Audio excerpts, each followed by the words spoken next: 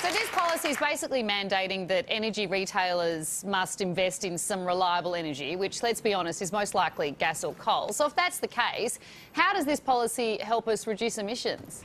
Well, it's certainly not just gas and coal. It's increasingly storage, which can be in the form of pumped hydro or batteries, to go with solar and wind. And what we're trying to do is to reduce the volatility that we're currently seeing in the energy market, which is sending prices higher. We all understand that there is a significant transition underway in the energy sector to lower emissions, but we need to ensure that reliability is maintained.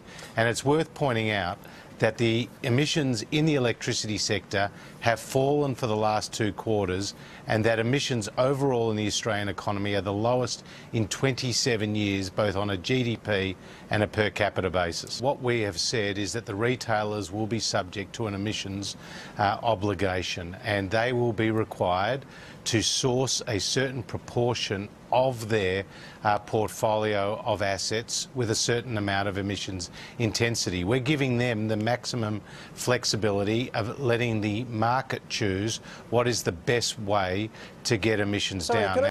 Well, actually, Tony Abbott in the party room today expressed his reservations about this policy. This was not his policy, nor one that he seemed to support today, but it was supported by the overwhelming number of my coalition colleagues.